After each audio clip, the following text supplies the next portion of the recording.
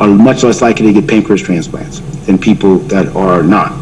And we want to know if this disparity still exists, and are there any easily definable reasons.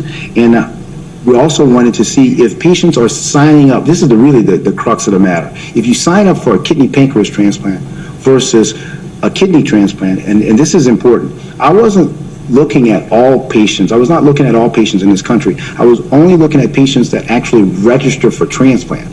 So there are lots of patients that don't even get to the point of registering for transplant. That's another issue.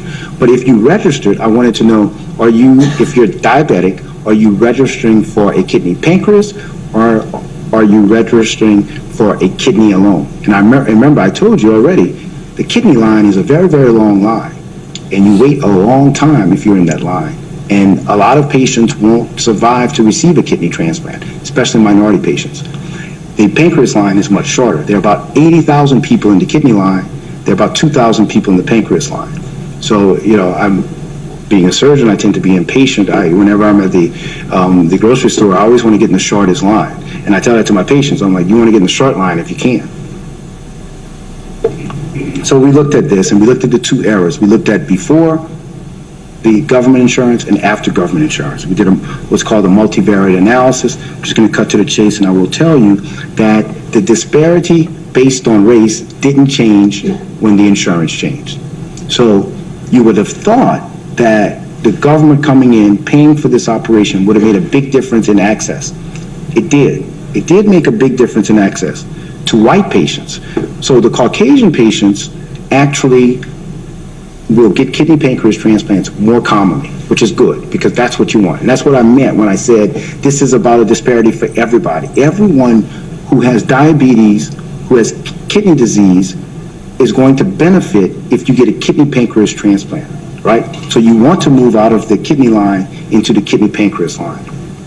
The white patients, for some reason, are doing it. The black patients are not. I can tell you, even though it's not on the slide, the Hispanic patients are behaving exactly like the black patients. They're not moving to the short line. And if you look at what happened to the insurance, in other words, the blue line is the old era and the red line is the new era. In the old era, most of the patients had private insurance. In the new era, most of the patients have government insurance. So what the government intended to do did work. Most of these patients that got Medicare coverage went ahead and used that Medicare coverage to get a kidney pancreas transplant.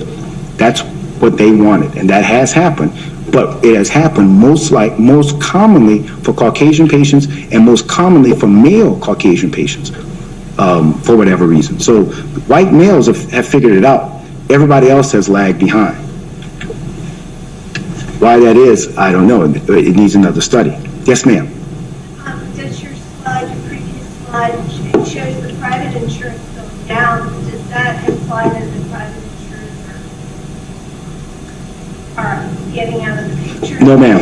No, it's a very good question. No, what it means is that they're not primary insurance, but actually private insurance are paying for this more commonly than they did before, but they are now secondary to the government insurance.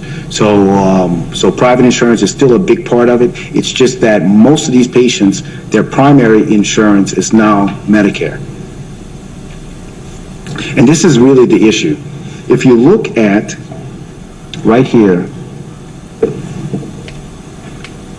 this means kidney transplant registrants. These are people that are just signing up for kidney, and these are people that are signing up for both. This is the wait time in months. So if you're African American and you sign up only for a kidney, now again, these are all diabetics, so we're only looking at diabetics. You wait 5 years. Now this is nationwide. I already told you, in places like DC, this is going to be even longer. DC, New York, Detroit, all the big urban areas. But nationwide, you're going to wait about 5 years for a kidney transplant. If you're Caucasian, you're going to wait more than 3 years nationwide for a kidney or only transplant. But look what happens if you signed up for both. If you signed up for both and you're Caucasian, you drop this 40 months down to 10 months wait for a kidney pancreas. And if you're African American, you drop this from 60 months down to 10 months, 10.7. So it's a huge difference in weight. And like I told you, the clock starts ticking from the time you get to the point of being on dialysis. So this translates into lives saved just by the nature of them getting transplanted quicker. Not even the fact that they're getting better grafts and the grafts function better because they're getting a therapy that will also treat their diabetes. Just by the nature of them getting transplanted quicker, they survive to get transplanted. This is just another graphical depiction of the same thing. But the wait time for kidney pancreas transplant, in other words, the higher this is, the quicker you're getting transplanted. So these patients are getting transplanted much, much quicker than these patients. And these lines are almost superimposed on one another. In other words, kidney pancreas transplants for whites and blacks goes very fast, whereas for whites, kidney alone is not nearly as good, but it's still much better than these African Americans. They are not getting kidneys that quickly. So although this is kidney rate, you could also translate this into death rate. In other words, these patients that are not getting transplanted are dying. So racial and gender disparity has increased since Medicare benefits, which is exactly the opposite effect that they wanted. And the wait times are significantly longer. Now, I will tell you, part of this is our success. The fact that transplant has become such a successful outcome, especially kidney transplant, everybody wants one now. Okay, it used to be, you go back 2 decades ago, and there was still this debate. Well, I don't know. I want to be on dialysis. I think dialysis might be better. A lot of doctors, especially dialysis doctors, were saying, no, dialysis is better. Well, that whole debate has changed. Everybody knows kidney transplant is better now. But what that means is those lines are getting longer and longer and longer. We predict in the next couple of years that line is going to contain over 100,000 people. And that's why there's such a push for people to get transplanted, for people to be living donors. And I will tell you, I like to tell this anecdote. When I was a fellow at the University of Minnesota, I would get the typical Minnesotan farmer, blonde, blue-eyed, 6'2", come in and say, "Look, doc, I was at my doctor's last week, and he told me I have kidney disease. He told me my best bet would be to have a living donor transplant. So I'm coming in today. I brought my 8 family members. I want you to pick one, and let's get this thing done." That was my experience in Minnesota. And then I moved, before I came here to Georgetown, I was at Hopkins. I moved to Baltimore, and I would see these guys. 35-year-old black guy would come in, and he'd been sitting on dialysis for 8 years before I even met him.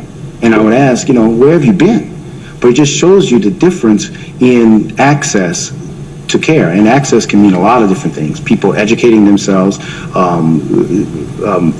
surfing the internet. My patients here, the Georgetown, we get a very savvy patient population. They come in, they have all this stuff they looked up on the internet and stuff. So it's getting back to what I said in the beginning. You have to be your own advocates, because if you're not your own advocates, you can miss out on information that's very important to your life.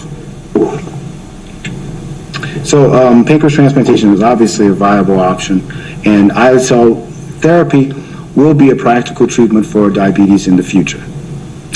And on that, we'll open for questions.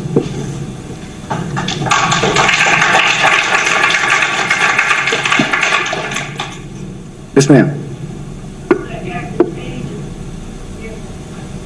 That's a very good question. So the average age for people getting pancreas transplant is going to be much younger than the average age, say, of people getting kidney transplants. And the reason is the way we think about these patients. First of all, if you need a pancreas transplant, that's a much bigger operation. We're less willing to take bigger risks in those patients. So your cardiac function needs to be very good. You just really need to be healthier to undergo the bigger operation.